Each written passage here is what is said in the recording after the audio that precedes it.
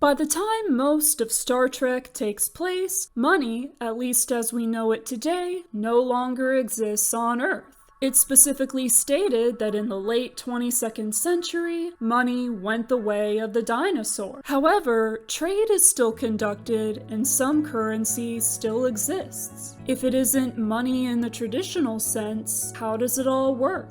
First, let's try to figure out exactly what it means that Earth no longer uses money. Star Trek has always been about an optimistic future, and in such a future, people would no longer need money to survive. There would still be jobs and work, but people wouldn't need to work in order to obtain the things they need to live, such as food and shelter. The abolition of the modern money system would be a requirement for a truly united Earth, because in the present day, wealth is power, and the uneven distribution of it is the direct source of multiple social inequities. In a post-scarcity society in particular, many items would have no reason to have any price at all, since it would essentially cost nothing to obtain them. There does seem to be a currency referred to as credits used in trade throughout the Federation. This is most likely something that all Federation citizens periodically receive the same set amount of to be spent on things they want, but once again, money is not required to obtain the things one needs. We also know that the Ferengi, who were not initially members of the Federation, use gold-pressed latinum as currency. I don't think this means that most non-Ferengi are going around carrying latinum with them though, unless they can expect to encounter Ferengi and trade with them. As with any international system, there is most likely some form of currency exchange. In the original series, Kirk once mentions that Starfleet and the Federation have spent a lot of money training him and Spock.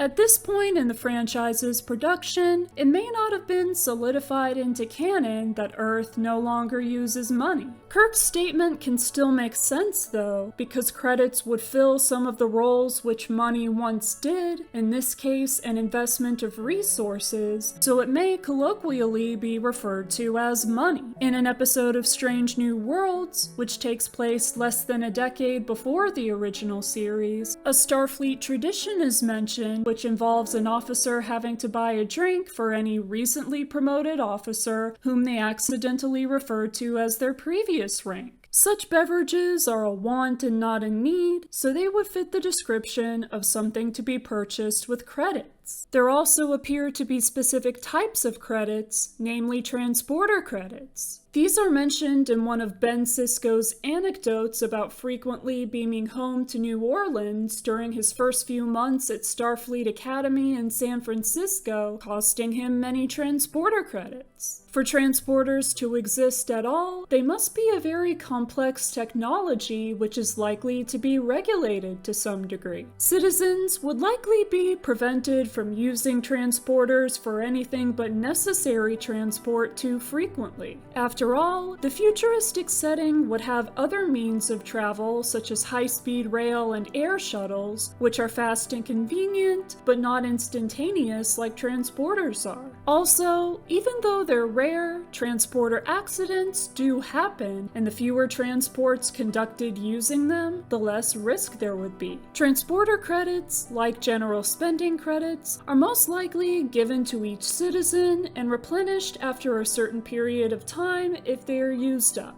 Another concept which appears to still exist in the time of Star Trek, at least the original series, is patents. As they exist today, patents ensure that only the patent owner may manufacture and make money from the item they have patented.